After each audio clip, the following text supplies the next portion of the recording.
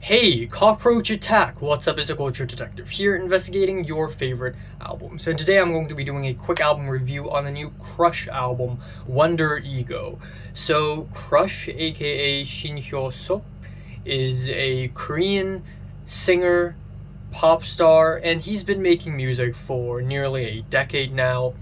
And lately, he has released a new album, Wonder Ego. This album has 19 tracks and it is nearly an hour long, making it easily one of his longest albums to date. And yeah, I actually I'm not familiar with his music at all. I think a couple years ago, I made a video where I essentially react to a bunch of Korean music because I realized I should listen to more Korean music. And Crush is one of the singers that keep on being mentioned on Reddit and other internet places when it comes to recommending Korean music. And on this album, we have essentially pop music, but it's not your average pop music because on this album, essentially what happens is that Crush tries every genre possible within pop music. So funk pop, dance pop, pop rock, pop rap, alternative R&B as well. So I'm just gonna go over the tracks that I guess are more memorable. I'm not gonna go over every single track. The album opener New Day starts off with the jazzy keyboards, the cool charismatic vocals, the relaxing beats. It's very sugar-coated and to a certain degree it's very overproduced as well. As an intro track, I think it sets the tone of the album well, but honestly itself it's not that great. Then we have the next track, Cheat, which is it sounds like a Bruno Mars song, honestly, because of how much it's like a funky dance pop banger. It sounds like something that Bruno Mars would have made in the early 2010s or something. Speaking of which, what is Bruno Mars doing now? It's been a while since we have heard from him, but yeah, it's very funky. The vocals have a very rough quality to them. It's almost like Crush is doing a little bit of Michael Jackson. The beats are very shuffly. Honestly, it's a really fun track. And then there's also Satisfied, which is a really lovey-dovey synth pop track with a very energetic rap verse provided by a guest feature, cowbells, and then a woodwind solo at the end to mark things off. Then we have Deep End, which follow Satisfied as a sensual R&B track with dreamy nocturnal synths. It's very sugar-coated, very accessible. I wouldn't say it's like a great track or anything, but at this point in the album, sure, why not? Now, there are other very interesting tracks like Easy Peasy, where the beats get so much more experimental relatively on this album speaking anyways.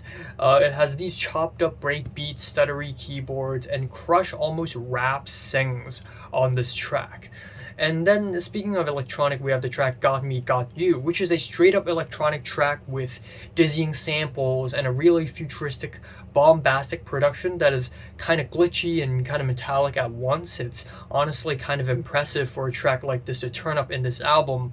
And it's another slow, sensual, alternate R&B track that basically falls into every cliche ever, including the Ariana Grande-esque vocals. It's basically like the copy and paste version of literally the last R&B track. Like I can literally not tell these tracks apart. And then we enter the last few tracks on the album, and honestly, they're just meh. Either they're very basic or generic, or they're just okay, like they're not really all that special or anything. And then we have the tracks that are not necessarily all that great, like Nothing Else, which is 1 minute and 10 seconds long. It is too brief, too skeletal. It sounds like it's building up to something and then it just ends abruptly. Then we have Monday Blues, which is a very basic, generic feel-good song with cool, bad boy type vocal harmonies and a trap beat underneath. And then another awkward moment on the album is the track Harness, which is supposed to be a romantic jazzy slow burn with saxophones and swirly strings, but then we also get Crush's meandering vocals and the auto-tune on top of it, which gets really redundant, almost a little bit annoying.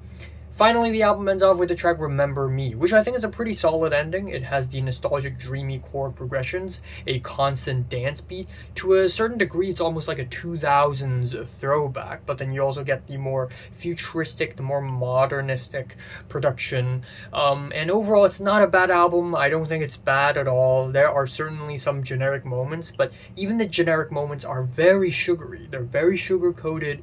They're very easy to listen to. They're very low common denominator. It sounds like a very negative word, but I mean it as a compliment. It's just not for me though. I'm feeling a strong 6 on this album. So have you listened to the new Crush album? Comments below, let me know, subscribe if you want more, and thanks for watching.